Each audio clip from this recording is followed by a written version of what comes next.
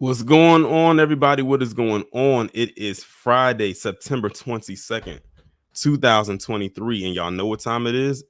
It is the weekly live stream here on the Torian Rain Reloaded channel. First off, if y'all are new to the channel, welcome. Make sure y'all go ahead and hit that subscribe button, hit that bell twice to be notified whenever I upload a new video or go live. Shout out to all of my patrons over there on Patreon. Shout out to all of the members here on this channel, and just shout out to everybody on the channel watching in general. I'm glad that you are all here. We have quite a few things we are going to be talking about today. A good announcement that's going to be made towards the end. If y'all saw the community tab, y'all kind of got a teaser of what that announcement is, but I'll announce it in its entirety at the end of the stream.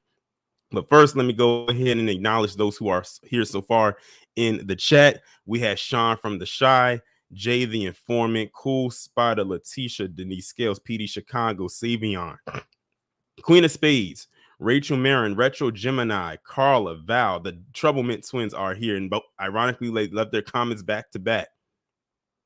We have Yolanda, DeMarcus, Spidey, Sister Moon, Malka,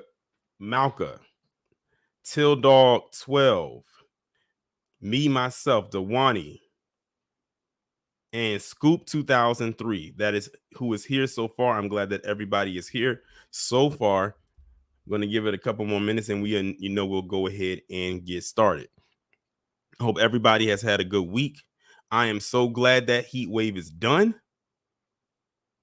that the weather has completely mellowed itself out. Unfortunately, I think tomorrow the area that I'm in is supposed to be touched a little bit by this tropical storm that's coming through, but I think we're only supposed to get like mild winds and a little bit of rain.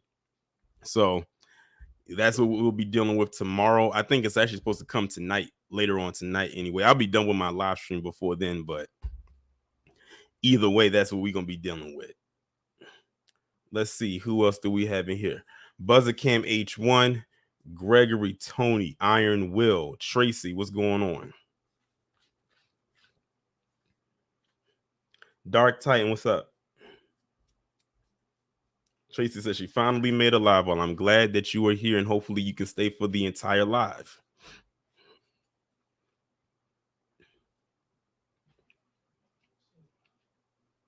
I appreciate it, Spidey.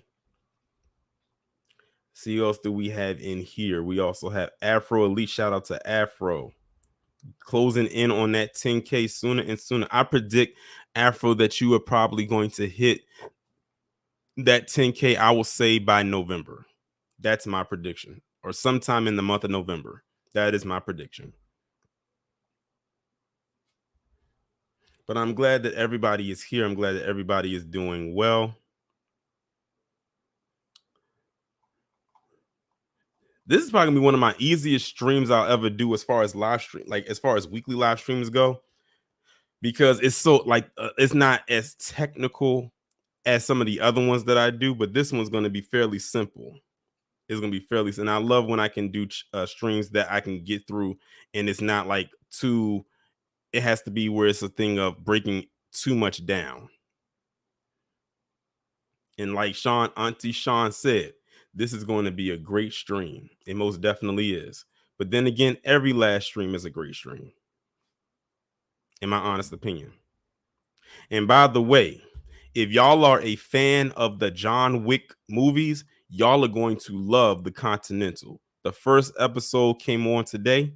It was an hour and a half long because it's a mini series, so it's only 3 episodes. So all 3 episodes are an hour and a half long. Man, that first episode came in with the fire. and left out with it too. So I can't wait for the next 2 episodes to come on next Friday and the Friday after next. But that was a very good way to kick this series off, and I really enjoyed it. But I just knew it was going to be good because I'm a fan of the John Wick series anyway, as y'all already know. I've said that plenty of times.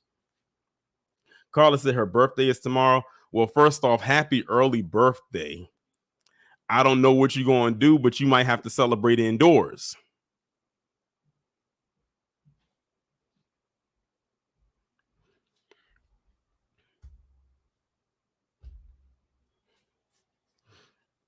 Iron Will said Mel Gibson. Yeah, unfortunately. Luckily, he even I'm trying to describe, like, see how his character is. His character is a lead character, but in this episode, he's not. I think he's only a main character because he's like a prominent name, like a prominent figure as far as who he is. But in the episode, he didn't have that many scenes. Spidey said, "How do I like Power Book 4 so far?" This episode that they had that came on last night, well, this morning anyway, was probably the best episode they had all season. What's going on, Tamika? Matthew said, "I just joined. What have I missed?" You haven't missed anything because I haven't started anything yet. I'm about to though, because it's 6:10, and everyone knows that at 6:10, that's when I get started. So let me go ahead now and present the screen. Great Shot said maybe one day we'll get an Equalizer John Wick crossover. I don't know how that's going to happen, considering how the last John Wick movie ended, and I don't want to spoil it because Auntie Sean said that she hasn't seen any John Wick movies, and she said she might have to check it out. So I don't want to say what happens. So, but just know I don't think that's the likelihood is of that's going to happen. If it ended any other way, then I would say yeah, most definitely. But let me go ahead and share the screen right quick and get this thing started. Now, usually I always start my streams off with like positive news, but unfortunately, I didn't have any positive news come my way this week, unfortunately. But the unfortunate part is I did have some sad news that came across my way this week. And before I get into it, shout out to AW1 for being a member for 17 months. That is crazy, for well over a year. He said, "What's up, Torian? You're the man, brother. I appreciate it. Thank you for watching and thank you for being a member. 17 months, that's a long time." So, when they put, sometimes people just count it like they say, oh, just a year and some change. That's literally a year and some change. And shout out to everybody who is coming in right now. But let's go ahead and get into this first story. Now, for those who grew up in the 90s, those of us who grew up in the 90s, such as myself, I know and have heard of this group called 702. A popular R&B group back in the late 90s. I think is when they got started. They had a few hit songs. My favorite song by them was Stilo, hands down. Stilo was probably one of their biggest songs, probably one of the songs that they get recognized the most by. I remember when it was a remix for the Cousin Skeeter theme song on Nick, and I like how they remixed it and like switched some of the words up, but it still had that beat. But anyway, unfortunately, one of the members of the group, Irish Grinstead, passed away at the age of 43 a couple days ago. Only 43. So that's that's relatively young. That's very unfortunate. So let's see what they have to say about this. Irish Grinstead, a member of the popular 90s and 2000s R&B group 702, has died. She was 43. It is with great sadness that I have to let you know that my beautiful sister and friend has passed away this evening. The singer's sister, Lamisha Grinstead, wrote via Instagram Saturday. She has had a long battle, and she is finally at peace. That girl was as bright as the stars. She was not only beautiful on the outside, but also within. Lamisha, a fellow member of the Where My Girls At group, added that she will forever cherish the joy she had sharing the stage with her sister for the rest of her life. The cause of Irish's death has yet to be released. The girl group previously shared via Instagram in December 2022 that Irish will be taking a medical leave of absence due to serious medical issues ahead of their upcoming performances. Irish's twin sister, Ulrich Grinstead, sadly passed away from kidney failure in 2008 at the age of 27. 702, a group originally comprised of the Grinstead sisters and Camila Williams, made their debut in 1996 with their hit album No Doubt. The single Stilo, which I just talked about, is probably my favorite song by theirs, went on to become the theme song for Nickelodeon's Cousin Skeeter. See, this is like, this article is like literally reading my mind, because I literally just said that it was literally it became the theme song for Cousin Skeeter. They just changed some of the words around to fit around the theming of the show. It says in 1999, 702 released their self-titled debut, self-titled album, which included the nationwide hit "Where's My Girls At." During their successes, the girl group was nominated for an American Music Award, a BET Award, and multiple Soul Train Lady of Soul Awards for Best R&B Soul Album of the Year by a group, band, or duo. 702's music was also featured in hit films like Good Burger and Little Stewart. So that's the whole article right there. It's very, it's sad, it's unfortunate, it's crazy. They said her twin sister died at the age of 27 back in 2008 at the age of 27. But yeah, I'm curious to know what kind of illness that she did have, because they said they're not saying what it is as of yet. They just said that she was dealing with it since last year, and she passed away a few days ago.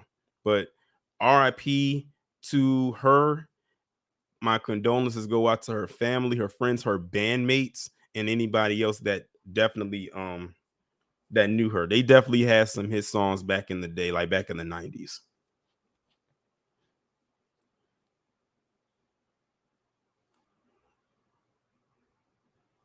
Me myself said I remember Cousin Skeeter, which was voiced by Bill Bellamy. Exactly. Yep. Yep. And Megan Good was on that show too. I don't know about y'all, but I feel like the 90s was the best era.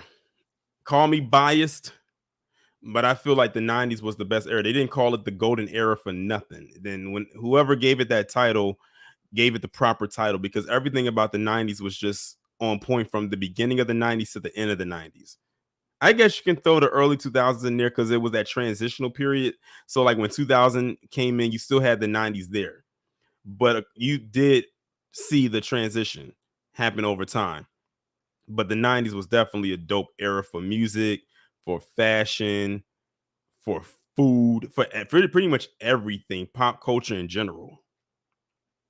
But like I said, I'm being biased because I grew up in the 90s. I was born in 89. So, I was, a kid in the 90s. We're talking about preschool, elementary school, 2000s. That's more like my, preteen, teenage, early 20s years. Well, yeah.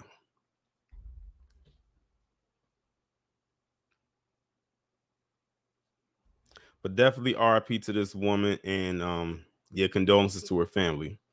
So let's move on to the next story. Now that we've gotten that out the way, let's talk about this John Fetterman situation. And shout out to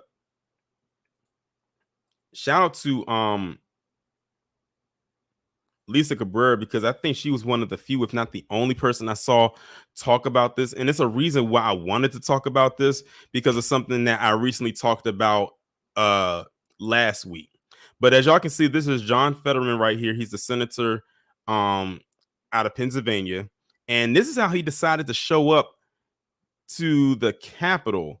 Now, this was back in May. So he has on a hoodie, some basketball shorts, and some sneakers. He looks like he's dressed to go or has just left the gym. And this is how he decided to show up. Now, the reason why I'm talking about this is because last week I talked about a black teenager in Texas by the name of Daryl George, 17 years old, very bright, very intelligent, set to graduate early, which probably won't even happen now because of what just recently happened, where they were trying to keep him out of school because he wouldn't cut his locks. They had him in school suspension. They kept him from coming into school, all types of stuff. Then I recently found out via Kid Gravity that they literally messed with him a second time since I did that story. And I did that last week, a week ago today. Then I talked about the other story with the baseball player and how he got into it with his coach because of his locks. I keep telling people that dress code thing, that's only implemented for black people. If y'all feel otherwise, then I don't know what to tell you. And they always like to seem to target well, when it comes to the boys anyway, they like to target the boys, and I guess you could say the men as well when it comes to the locks. They love to get them on that. Yet you have John Fetterman right here, who's a grown-ass man walking into a government building, probably the highest government building in the land, and probably one of the most known government properties in the world, dressed like this. And they saw no problem with that. As a matter of fact, they tried to switch up and remix the dress code to accommodate this. That's why you see right here at the headline, it says Republicans are melting down over the relaxed Senate dress code. Senator John Fetterman has become the target of the GOP, a party not exactly known for upholding decorum over his choice of attire. Now, I can't read the whole article because this is on freaking Rolling Stone, and I got some words about damn Rolling Stone in the comments that their founder made recently. That'll be a video y'all probably will get sometime next week, so stay tuned for that. But yeah, this is how he chose to come in here dressed. Yet black kids, specifically in this case black boys, get targeted because of their locks. And he can just waltz up in here like this.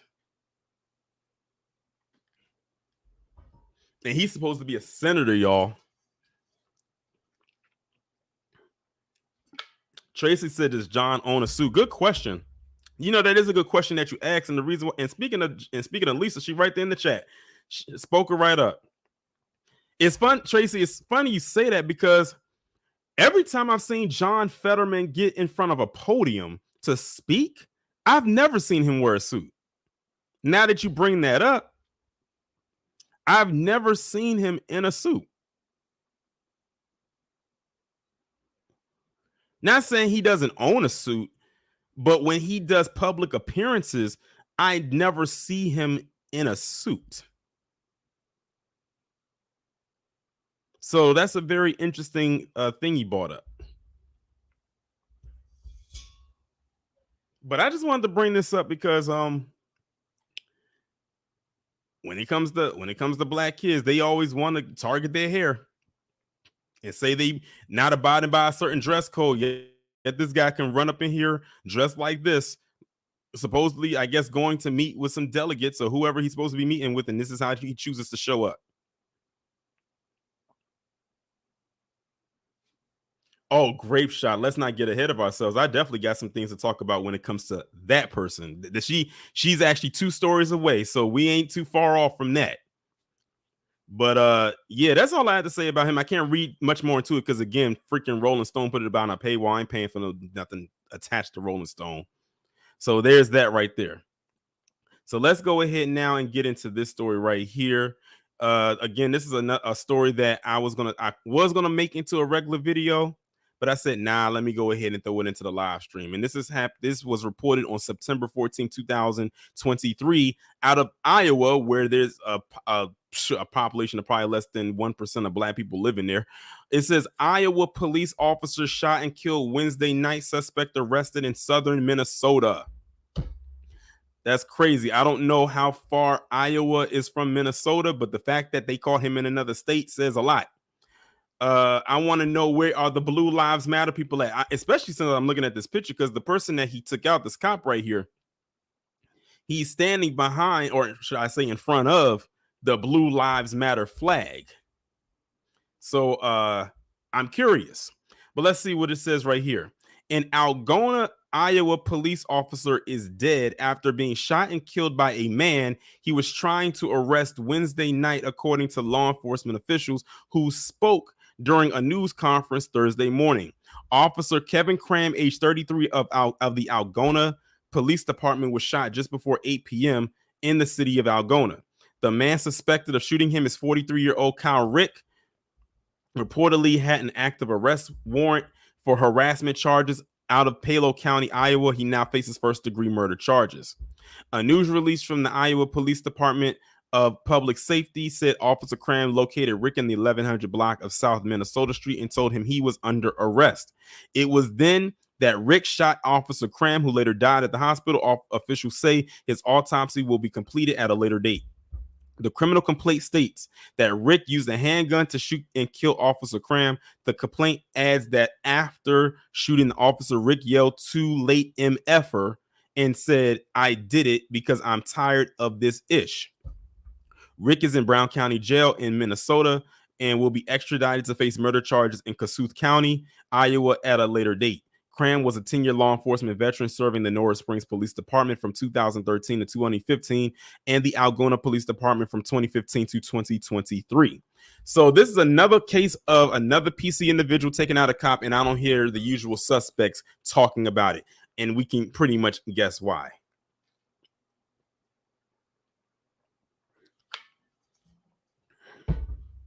And it's another case of Operation Protect the White Boy, because look at his mugshot. This is his mugshot right here. He looks very well. He doesn't have any scuff marks on his face. I don't see any bruising. I don't see any bleeding. Nothing. Johnny Ali said he's not even facing the death penalty. I don't know what the capital punishment laws, if there are any in Iowa, but if there are, the question stands. But yep, this is another case of Operation Protect the White Boy in full effect.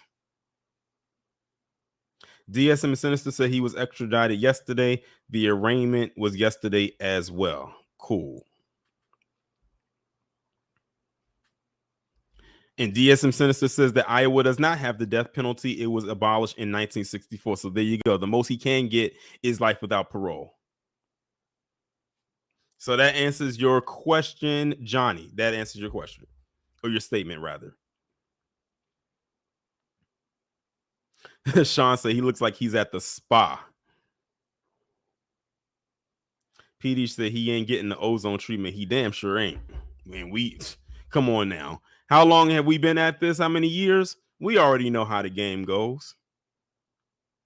But I'm just curious, though, because the usual suspects love to complain and talk about how we are the ones that's always targeting them and how they're under attack.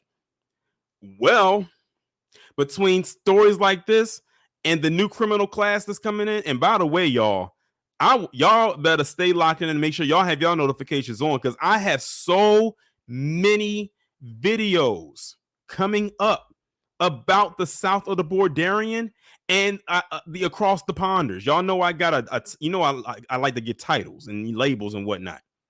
I have so many videos coming up on the south of the Bordarians and them across the ponders. I think I probably, to be honest with y'all, this week alone, I think the majority of the videos that I recorded was about that. I got so many articles in the Discord, in the DMs, people tagging me just on those subjects alone in different locations for different levels of crime. I'm talking about the East Coast, the West Coast, down south, the Midwest, up north, rural areas. I mean, it's everywhere. So make sure y'all stay locked in. And shout out to everybody that showed full participation in the video I did today about Brandon Johnson. Like I told you, there's going to be way more where that came from.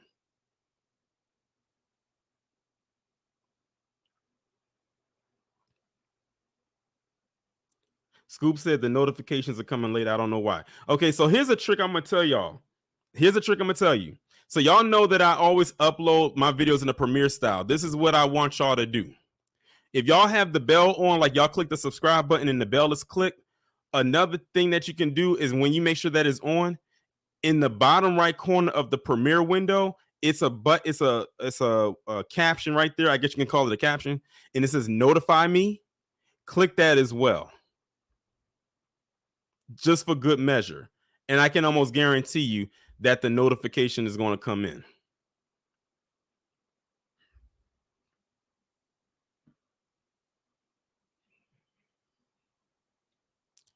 But somebody in the chat, because we're about to move on to the next story, somebody in the chat mentioned Lauren Boebert, or as some have calling her Lauren Hobart. Well, that is indeed the next story. Lauren Boebert, aka the 36-year-old grandmammy. And when I tell y'all, don't let people think that the word or the term ratchet only applies to black people. because Lauren Boebert has proven without the shadow of a doubt that terminology can apply to anybody. It's been others before her that had proven that, but she definitely fits the mold to a T. So I'm sure many of y'all in this chat have heard about the antics and the straight up debauchery that Lauren Boebert, a person who is a political figure, was doing inside of a theater. Up there, fondling her date. I didn't even know that she was not with her husband. Fondling her date, a man that's not her husband. Up there vaping right there in the theater. A woman sitting behind her was pregnant, is trying to tell her to like stop being disruptive. And what does Lauren do? Turn right back around and continue vaping. And you see how she's standing right here? That's who she is. She's one of the people that think she can't be touched.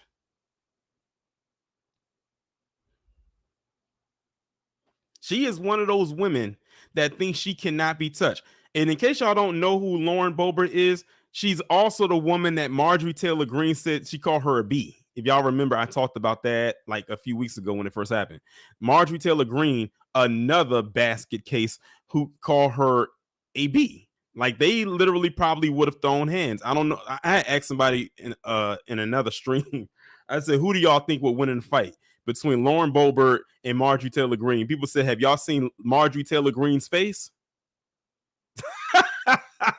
So they basically saying Marjorie Taylor Greene is going to win just based on how hard her face is. But let's go ahead and talk about this. Representative Lauren Boebert was kicked out of a theater on September 10th. An incident report details what went down between Boebert and officials that night. Videos of the incident later confirmed the details of that report. Spidey said, was it a play theater or a movie theater? It was a play theater. They were there seeing a production of Beetlejuice, ironically. But it was a play theater. That's where she was at. And you know, in a play theater, take it from somebody who used to work at a play theater, they do not play around when it comes to noise, especially for particular productions. Now, if you're there for a concert, that's one thing. But if you're there to see a stage play, they do not play around. And I remember when I was working there, every December for a whole month, they would do a production of the Nutcracker. And you know, that's it's an annual thing. It's a very annual thing.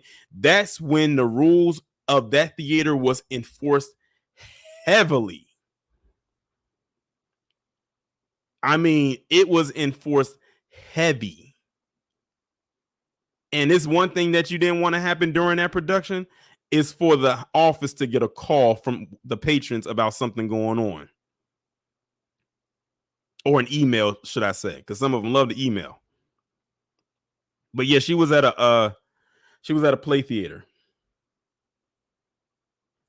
It says, it's been a wild week for Representative Lauren Boebert.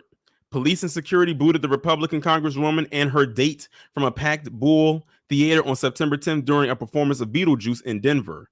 The fiasco was detailed in an incident report first obtained by the Denver Post. The report, written in an unnamed security guard, describes how officials finally got the representative out of the theater after being accused of vaping, singing, and causing a disturbance. Boebert denied many of the allegations that were made against her. I don't know why. We all saw the video. Like, we could literally see you vaping right there and blowing the smoke out of your mouth. And it says, read the entire report here. I'm going to actually read the report. It's only one page. It says, narrative. Lower director, name redacted, received 3 different complaints about the patrons sitting in Orchestra C Row E seats 1 and 2, and that they were vaping, singing, and causing a disturbance. The name redacted radio for support, and supervisor Jorge Roxanne and I responded to the location.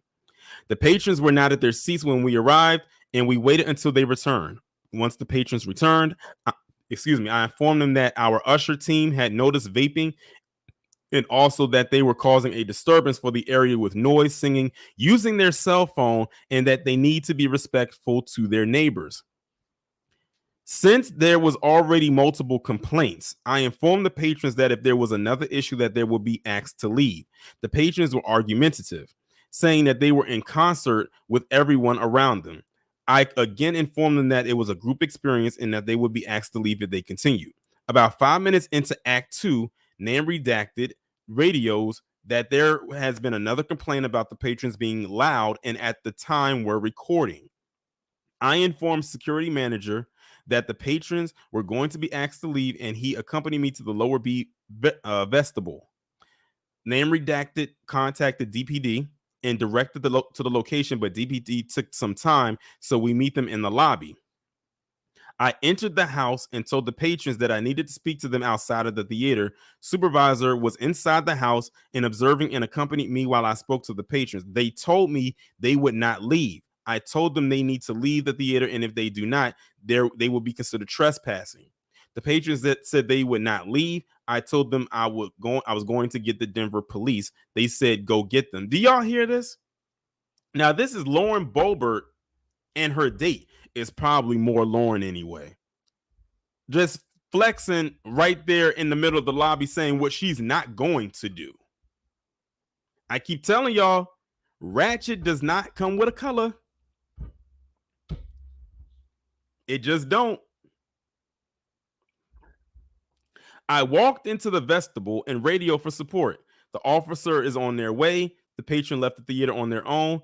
The name, it said, they said he told them they could get banned and they exited. I speak to the patrons in the vestibule again, telling them they have to leave the property, and they argued. They say stuff like, do you know who I am? Oh God. I am on the board. I will be contacting the mayor. I escort them with security and DPD to outside the doors to the Galleria and asked DPD to monitor them until they left the property, and they left after a couple of minutes. So that is the whole incident report right there. And somebody, Till Dog said, and then Lauren flipped the bird at one of the staff as they was leaving.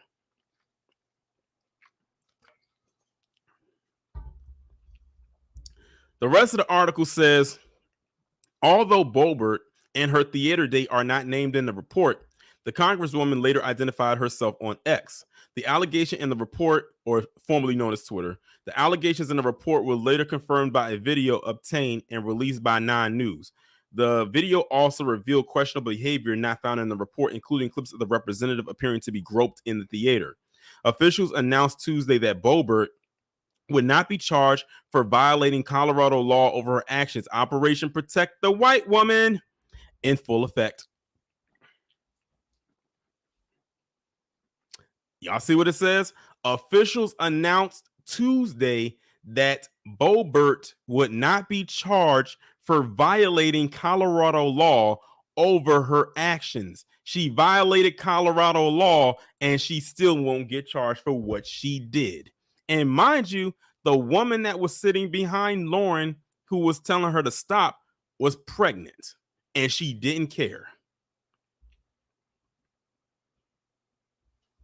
While Congresswoman Boebert's conduct in the theater was clearly inappropriate and disrespectful, we concluded that it does not warrant a criminal prosecution. Had that been anybody else, they would have said they violated Colorado law. So you see why she's walking down with a smile on her face with some pep in her step? It's because she knows nothing is going to happen to her. Operation Protect the White Woman has worked flawlessly yet again.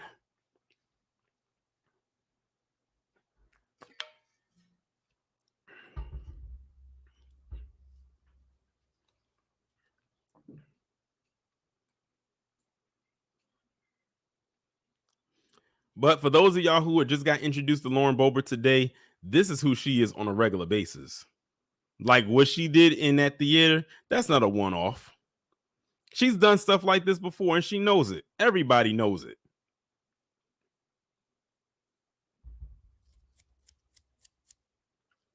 Exactly. Great shot. He said, let that have been a black couple, we would have had a completely different outcome. Exactly. But yep, that's Lauren Boebert. Now let's move on to another story that I guess you can say, in a way, it satisfied and didn't satisfy black people, but it really pissed off the usual suspects. And that is the outcome of the Otha Wallace trial. I'm going to go ahead and play this. I mean, by now we already know what the verdict is, but I'm going to play. Ladies and gentlemen, I have been. No, I was going to play it, but it's 7 minutes long. I ain't going to. stay on it for 7 minutes. We already know what the verdict is. But in the case with Otha Wallace, aka Ozone, they got him on manslaughter. I believe it was it was on manslaughter. Now, the original charge was first degree murder, which would have most likely qualified him to get the death penalty. But that was not the case. Now, like I said, I know a lot of people, a lot of black people was going to be upset because, a lot of black people felt that he should have gotten a self-defense. But the fact that they got it on manslaughter and not on the big charge says a lot. His legal team was working overtime to make sure that happened. Also, 9 times out of 10, they're going to appeal. They're going to appeal to lower whatever sentencing that he'll possibly get. We don't know what he'll be sentenced to yet because that phase has not come around yet. Usually that doesn't come until like a couple months after the conviction.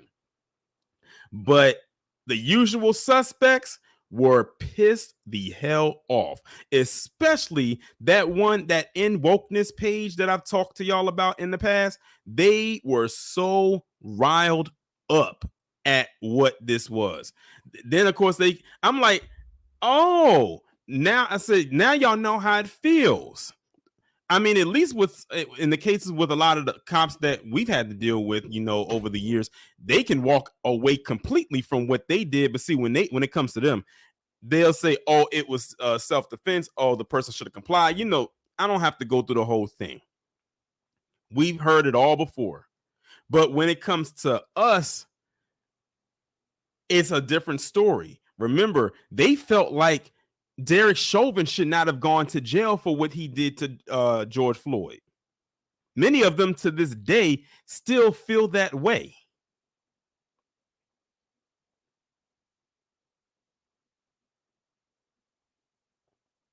And I've told so many people over and over again that stand your ground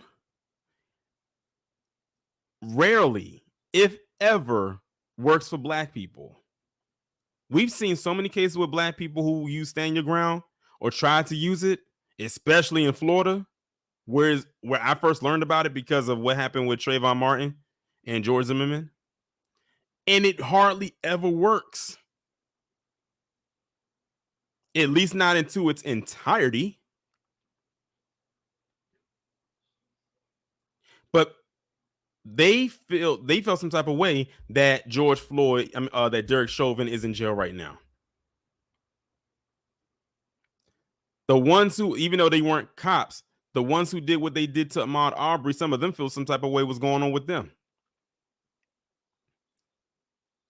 So when I see pages like that in wokeness page get upset by this, I'm like, okay. But the thing of the matter is, he's still going to jail. But it's the optics of it all. It's a black man who was defending himself against a PC cop, and the PC cop is now taking the eternal dirt nap. They don't like black people to defend themselves. That's another reason why they got upset when Daniel Penny was indicted by that grand jury for what he did to Jordan Neely back in May. They felt he should have just got away with it. It was self-defense.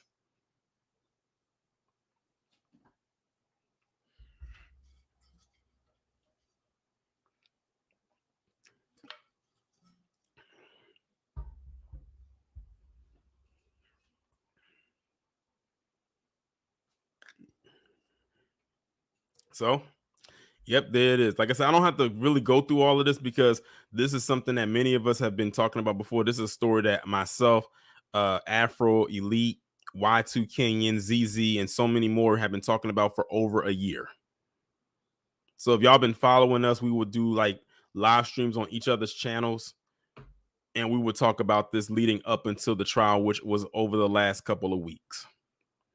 But I'm sure, like I said earlier, his team is most likely going for an appeal, which is the smartest thing, especially since they got it lowered down to manslaughter. So it should make it easier for them to appeal and see if they could either get, like someone said, time served, or get, they're trying, the most likely the thing or outcome we would want is for it to be, oh, he was defending himself and then he could, go home. But we'll see as time goes forward. I'm sure that there's going to be more that's going to come from this. And also, too, by the way, the Otha Wallace fund, y'all know that there was a fund that was created for him to get his legal team and whatnot. Last week or the week before, or maybe during the trial, it surpassed $100,000. Finally, it finally cracked $100,000, which is a good thing because that's where that money is going to, is his legal defense. Because y'all know to have the best lawyers and the best attorneys is not cheap.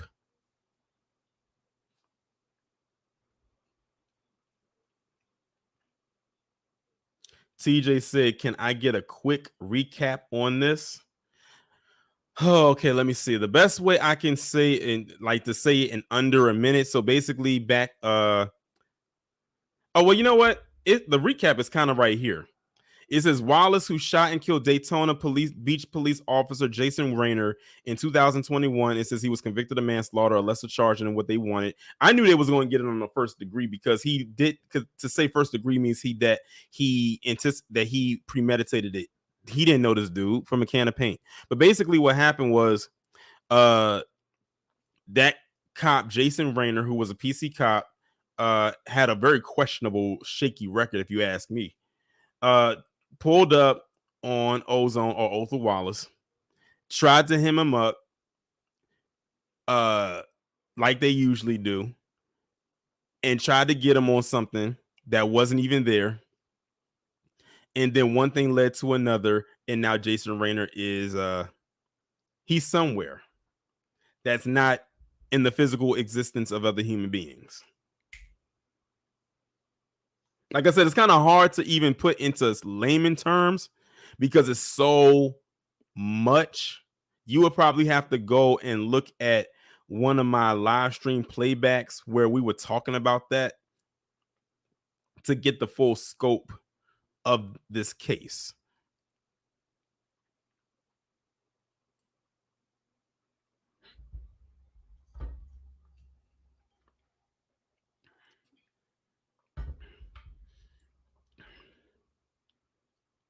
But yep, that is the outcome of that. But like I said, they're most likely going to appeal this and see if they can get it lower or removed altogether. And like I said, this appeal might actually become a little bit easier because they got it on manslaughter. Usually the lesser the charge is, the more easy the appeal might actually turn out to be. But we shall see. But let me move on now to the next story. Now, this story right here, man, talk about some people that shouldn't be parents. I don't think they're parents, thank God, but hopefully in the future that does not become the case. So I'm gonna go ahead and enlarge this video, and y'all jaw are probably gonna hit the floor when y'all see this. Now, the title reads, 2 women accused of throwing baby like a toy outside of a bar. Now, this is coming off of Yahoo or news.yahoo.com, but the video itself is coming from Inside Edition, so fair use.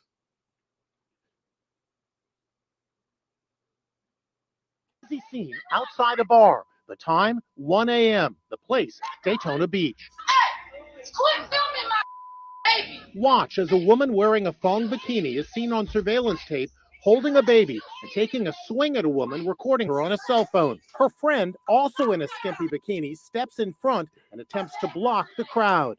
So what triggered the argument? Police say the witness was trying to videotape a truly disturbing incident in which the 2 women dressed in thong bikinis were seen tossing a baby like a football. She was tossing the baby in the air, and it was aggressive, and it was pretty scary. What can you do? You can't physically take the baby. You might harm it even more. One woman was reportedly seen holding the baby upside down by the ankle. It happened outside the Coyote Ugly bar. One woman even offered to hold on to the baby. When cops got there, she explains what is going on. They're tossing this baby infant child around and flipping it upside down. Store owner Sean Knapp says his security cameras next door captured the action. It almost looks like the poor child's head hits the rail. And just watching it, it tears your heart apart. Police said the little boy may have suffered a broken arm. Brianna LaFoe, 19, and Sierra Newell, 20, have been charged with child abuse and battery. Both women have now been released from custody. Did y'all hear that? Did y'all see that?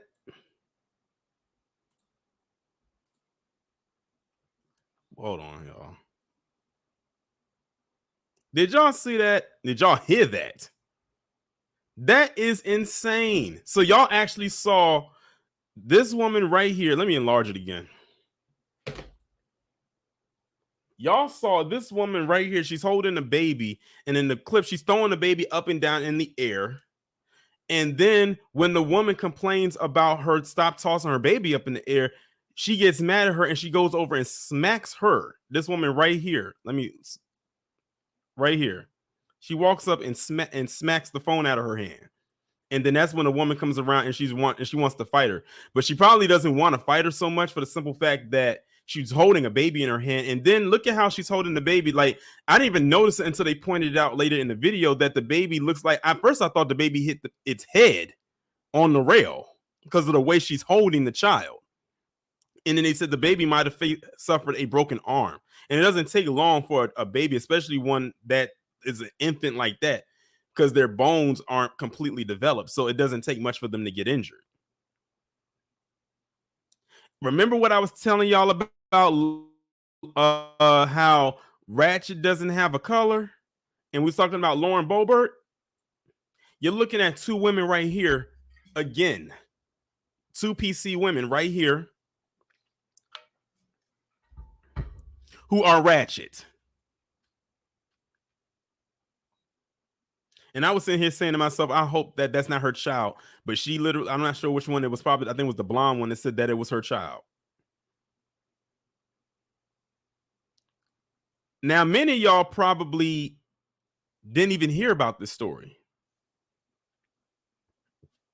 And I'll completely understand if you didn't. You're hearing about it today.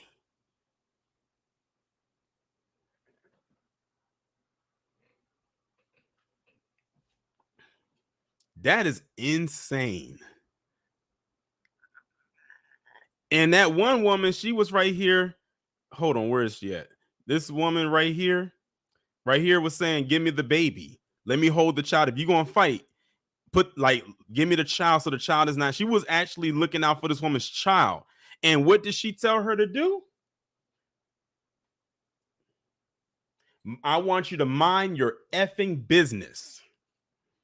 That's how she responds back to her.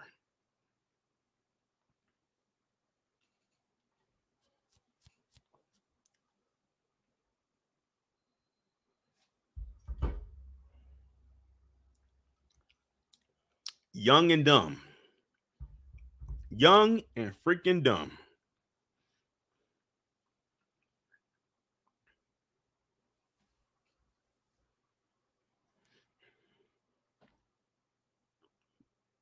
But yeah, I want y'all to tell people about this one. As a matter of fact, what I'm going to do is I'm going to actually post the link into the chat. And y'all tell as many people as y'all possibly can about this one.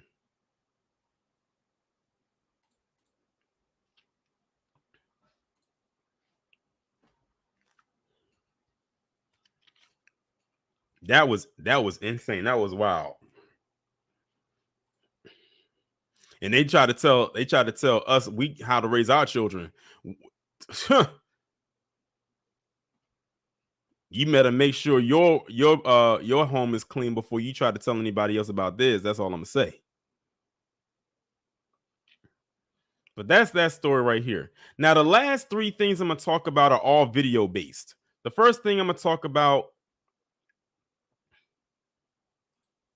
is a discovery that Tesla and Figaro made as it pertains to ramen noodles. But before we get to that, shout out to YGLTB1 for the 1999 super chat. He said, if truth be told, we learn ratchet behavior from the dominant society. White is littered with examples of these PC women behavior. That is facts. And shout out to you for the super chat. And shout out to the fundraiser for the $5 super chat. He says, have you heard about Kiana Rosenberg and what she did? I have no clue who that is. I'm going to be honest with you. I have no idea who that is. But I'll look it up, after the stream is over. And shout out to the True Royal family. She says she's still in the hospital. Well, I hope that you're feeling better. I know you were supposed to do a stream recently. I can't remember if you did it or if you didn't. But I hope that you do, that you feel better though. But I am glad that you're here, watching. But I'm gonna show y'all this video. It's 1 minute and 58 seconds long, where Ramen Noodles revealed something very interesting about his dad in particular. You've lately been talking on the campaign trail more about your mother than your father, and some folks have been asking questions, and I just want to be super clear. Did your father also take the citizenship test, and is your father a citizen?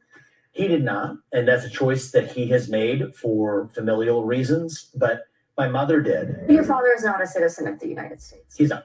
Okay. And your mother, when did your mom take the citizenship test? Was it before or after you were born? After I was born. After you were born. Okay.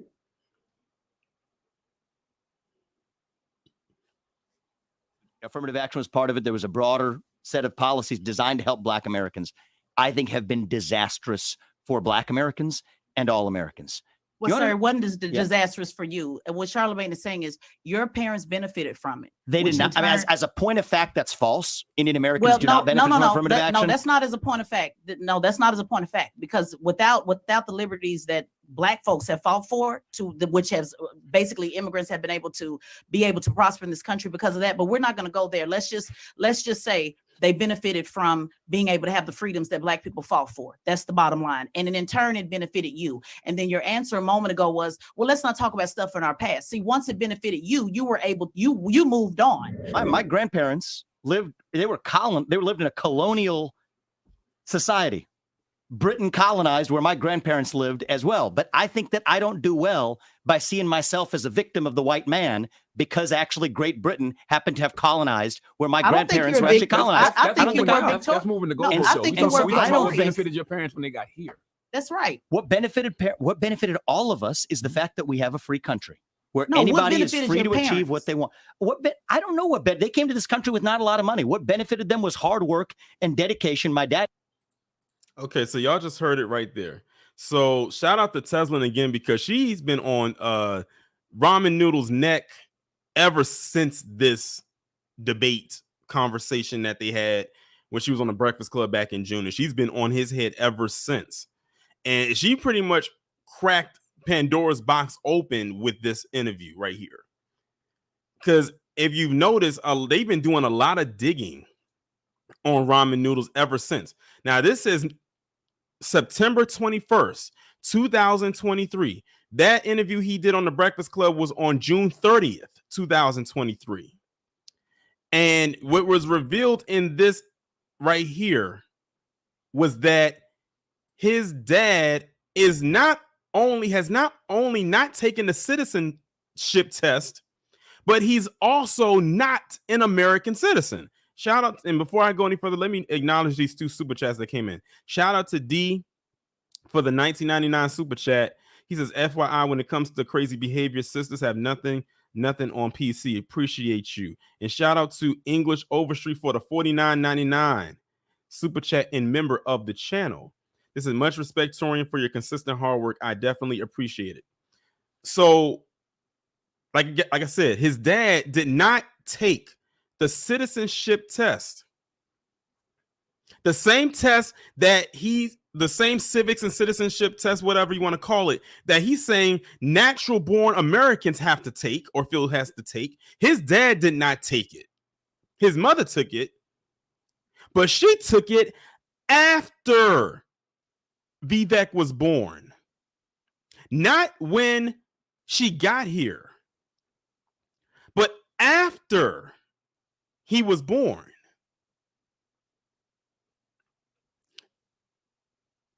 We don't know if this woman was pregnant with him when they came over here or she got pregnant after they got here. But one thing we do know is that she took the test after he was born. His dad never took it. But Vivek has benefited off of parents who are immigrants here, and he's first generation born. Ramen noodles, do you know what that's called? I want someone to put it in the chat. I know what it's called, but I want someone in the chat to tell me what that is called. Malka, you are on it. He's an anchor baby.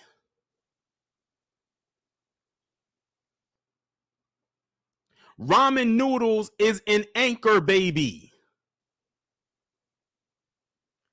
But he gonna sit up here and try to tell us what it means to be an American? But your dad isn't even an American citizen?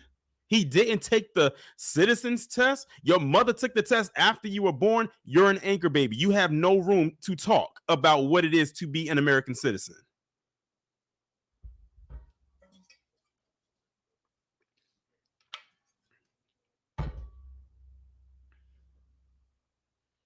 And you know what's so crazy? Wednesday is the second debate. Wednesday is the next RNC debate. I hope they bring this up during that debate.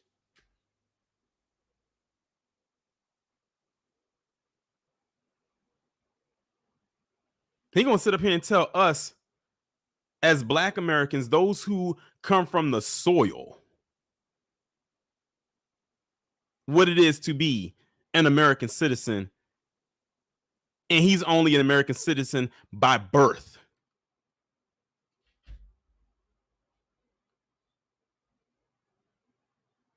He wants to get rid of birthright citizenship, and he benefited from it. Everything that this dude benefits from, he wants to cut off.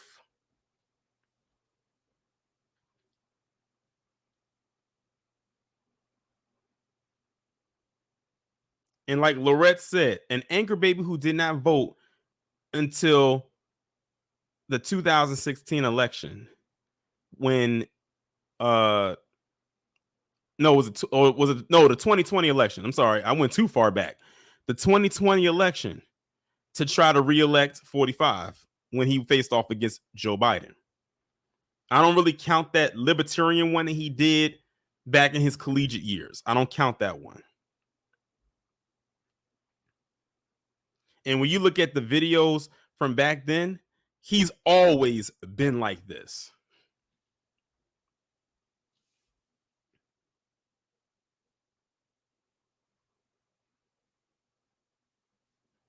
He literally sat right here and told this woman, this interviewer on NBC News, that his dad is not an American citizen. Let me play it for y'all again. Get y'all missed it. More about your mother than your father, and some folks have been asking questions, and I just want to be super clear. Did your father also take the citizenship test, and is your father a citizen? He did not. And there it is. She asked, did your father take the citizenship test? And he said he did not. That's a choice that he has made for familial reasons. A choice he made for familiar reasons. And y'all want to know why that is? Because I actually found this out because I think Rob on Blacklight Revelations posted it up on his community tab. You want to know why his dad didn't take that test? Do y'all want to know why his dad did not take that test?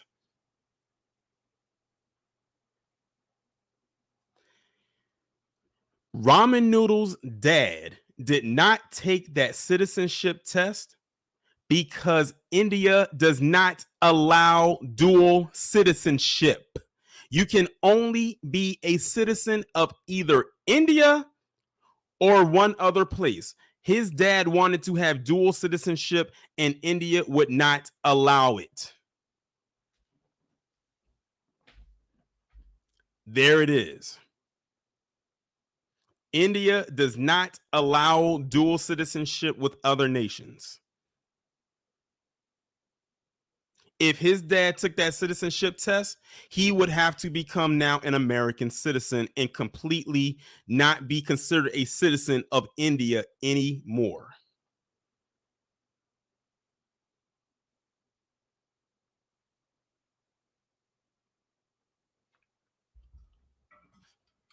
There you go. Mic drop.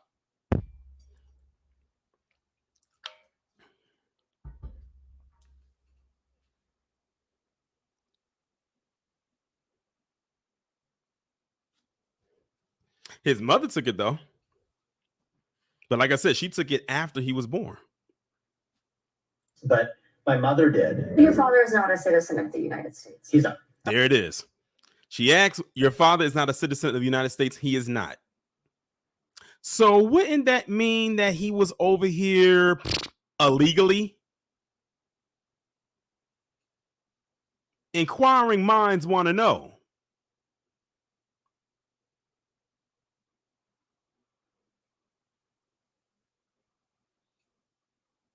Okay. And your mother, when did your mom take the citizenship test? Was it before or after you were born? After I was born. After he was born. Not before, after, which begs the question, how long was his parents in America before he was born?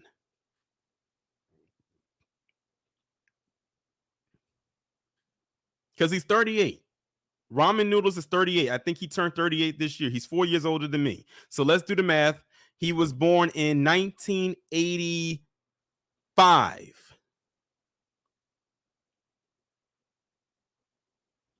So how long were your parents over here before you were born? That would have been my next question. After learning that, how long were your parents here before you were born? Or were you conceived over in India and they moved over here and she gave birth to you and it was only a couple months past? Or were you conceived here?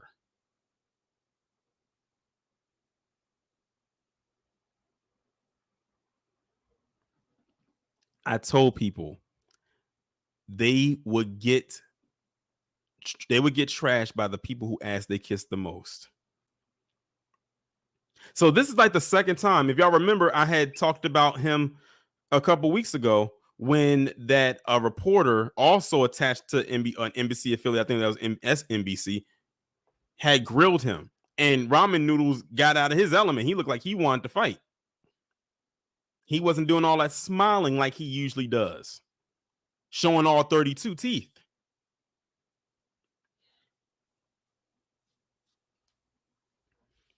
But there it is right there. I'll be watching on Wednesday, and I'm going to see if they're going to bring this up again and see what the discussion is going to be around that. I wonder what his stands have to say about this. Not that I care, but, you know, I just want to see what kind of crazy, wacky excuse they're going to come up to defend it. That's all I really want to see what they're going to do.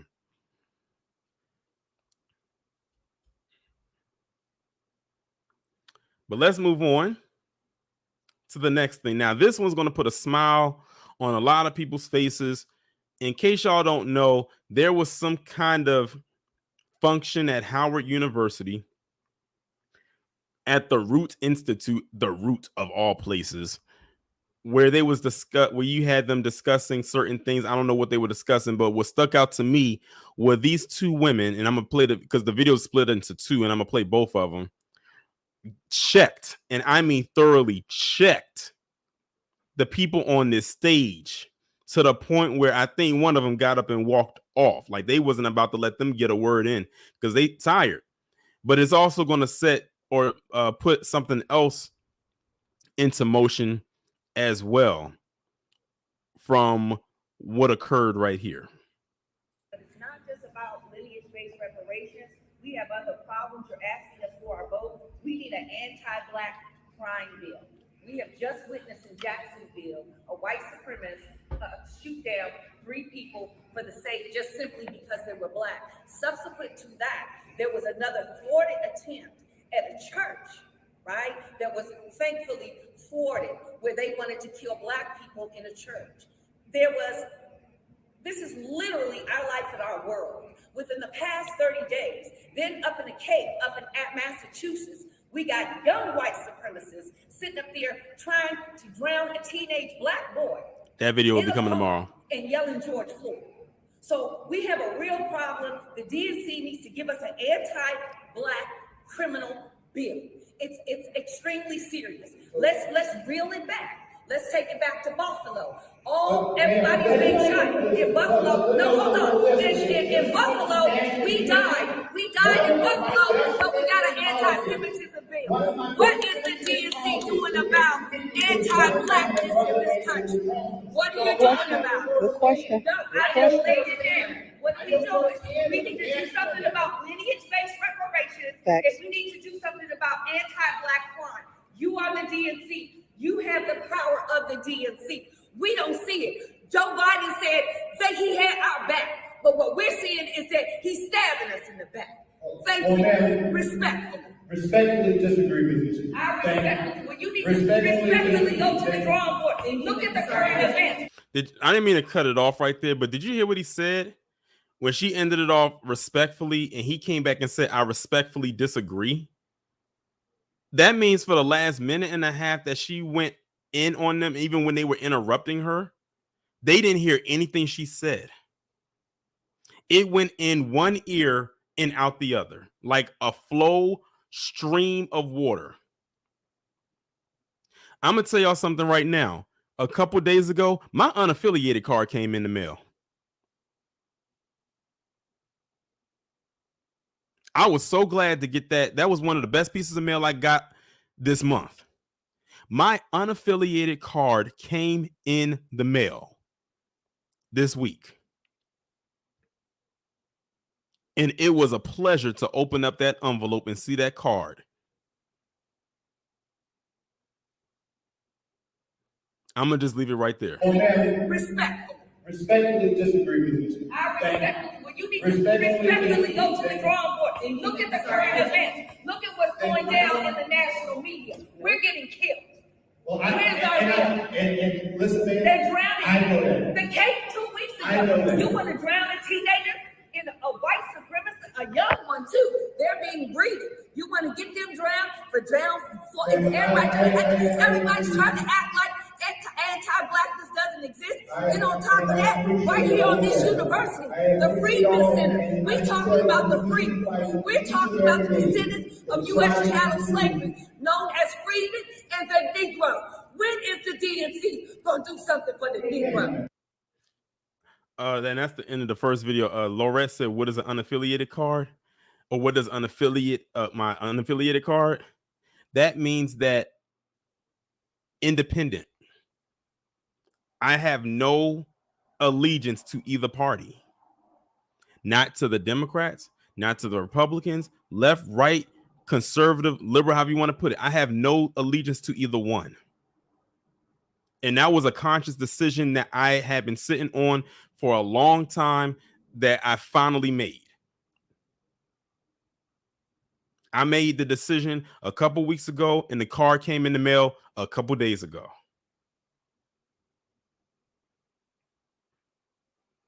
Now, that was the first video. Now, if y'all thought what this sister was saying right here was something, wait till you hear this elder woman. Now, this woman really went in. Like she made her voice louder and even prouder than the first woman. But they both gave him that work though. Hold on. Illegal, but only talk to black people about voting, and that's what you're doing up in here today. Tracy said, "How do you get that card? All you got to do is go on the website, like on your state website, wherever you vote, and just say go on there and like switch the party. That's what I did. It's real easy. It's not a long process. To all of these students up in here, you're sitting on your hand, literally, and then you're going to be disrespectful and walk off the stage. But you won our vote. Sir, we've been voting for 60 fucking years, and we haven't gotten a damn thing from you, or Joe Biden, or Kamala Harris. We haven't gotten anything. Sir, what? No, because I'm mad as hell, sir. 16 years we've been voting. What have we gotten other than being at the bottom class? And this clown here is gonna sit up here and give us this Baptist preacher antic show, and we buy and see, but I hope you're not buying into that bullshit. I really hope you're not buying into it. Because that is fucking disgusting and disrespectful. To come up here and charge you guys for coming in here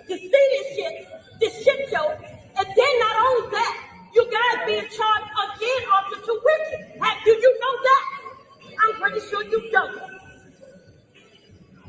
So with that being said, I seriously hope that you guys don't go to the poll and vote for no more of these fuckers that sit in office ain't doing a damn thing for us.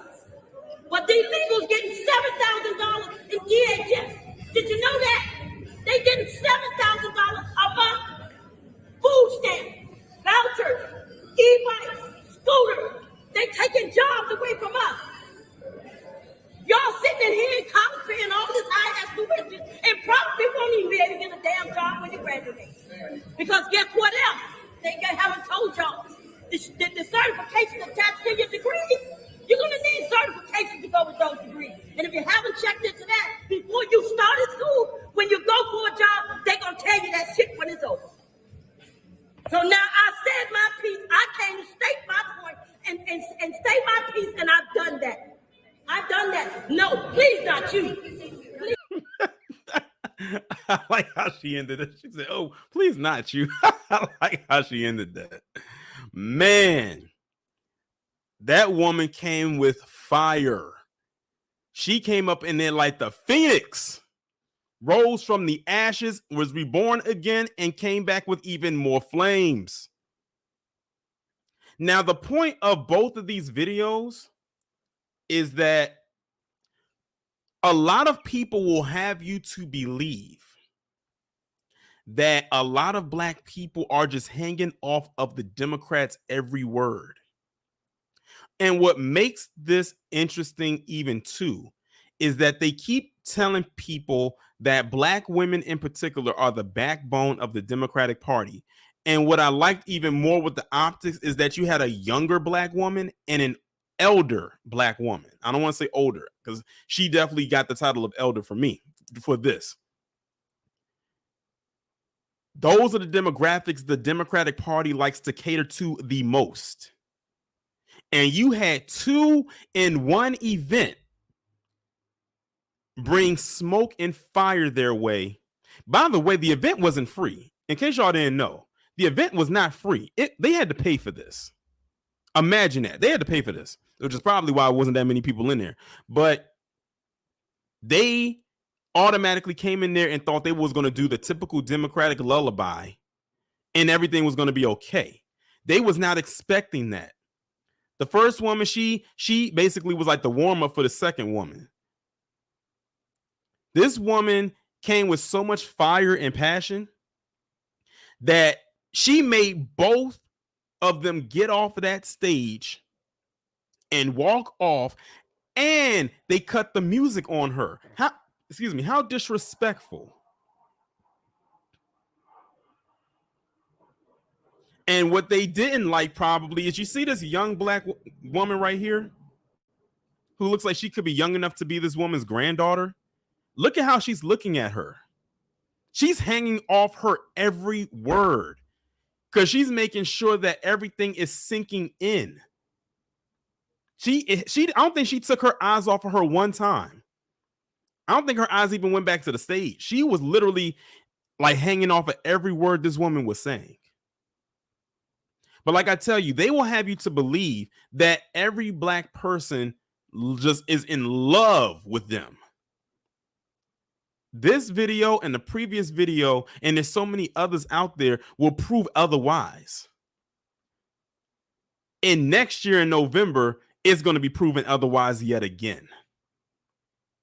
I am calling that into existence.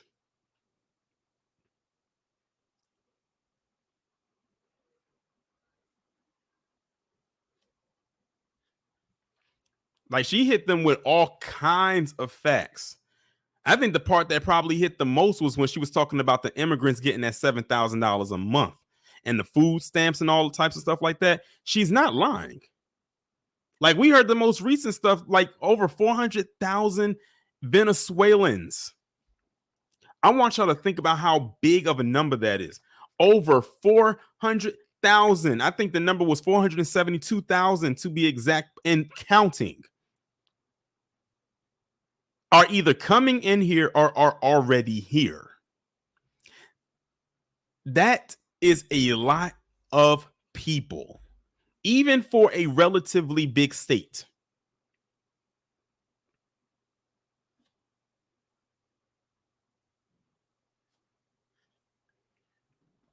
So shout out to both of these women for understanding the assignment. Understanding the assignment, they were the assignment. Signed, sealed, and delivered. That too, Till Dog, which, by the way, Zelensky came over here yesterday and went to the White House, I believe, and got another $24 billion.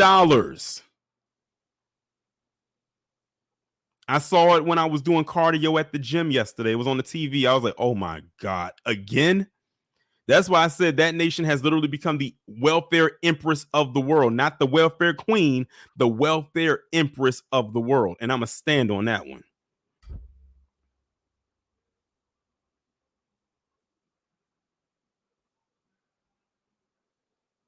It's crazy. It's crazy. Like I told you, it's only going to get worse before it gets better. Just believe that.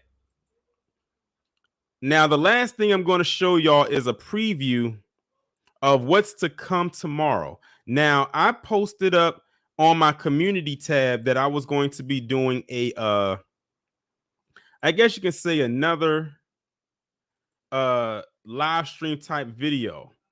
But I'm going to show y'all the window of what it is going to be on. And y'all are going to love this. So last week, y'all know I did a live stream, my first ever Triple P live stream on Candace Owens. And shout out to everybody that came through. It was a lot of y'all in there. It was almost 600 people in there. Shout out to y'all. I predict that this one might crack damn near 1,000. I'm going to be quite honest with you. I'm just speaking into existence. But tomorrow at 4 p.m. Eastern Standard Time, I will be doing my first ever live bed buck-a-thon. Y'all heard it here correctly. Y'all see the thumbnail of these 3 clowns. I titled the video The 3 Bozo Breakdown. I'm going to copy the link and I'm going to put it in this chat. And I posted up inside of the chat right here a poll. In this poll, I said, out of the 3, who tap dances the hardest or the most? Fake'em, Elder, or Whale Lock? I want y'all to go over there to that poll and respond to that poll. It's a reason why I want y'all to do that. At first, I was only going to talk about Larry Elder because he was the only one I was familiar with at the time. But then the other 2 popped up within the same day or so. And I said, you know what? I don't want to talk about them individually. I'm going to do it in a live stream and talk about all 3 of them at the same time. Kill 3 birds with 1 stone. Why not? So that it will be happening tomorrow on the channel at 4 p.m. Eastern Time. So make sure to respond to the poll. Make sure to have your notifications on. And by the way, this is the notification button right here. The bell is clicked. I sometimes turn the notification on for myself just because it's a force of habit.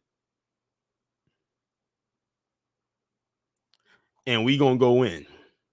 This might be an over 2-hour stream. I know it's only 3 people, but it's a lot of ground to cover. So that's pretty much it. That is pretty much it. That is going to bring this week's stream to a close. Shout out to everybody who came through. Shout out to everybody who hit the super chat and donated. I definitely appreciate you. Shout out to all of the members of the channel. Shout out to all the patrons over there on Patreon. Of course, along with the stream y'all are getting tomorrow at 4, there will also be a 12 p.m. upload as well. So y'all will be getting 2 appearances from me tomorrow. So with that being said, enjoy the rest of your Friday, and we will be back on here tomorrow. Make sure y'all get y'all rest and make sure y'all get y'all snacks and your drink because y'all gonna need it. Trust and believe me, tomorrow. Be safe and be one.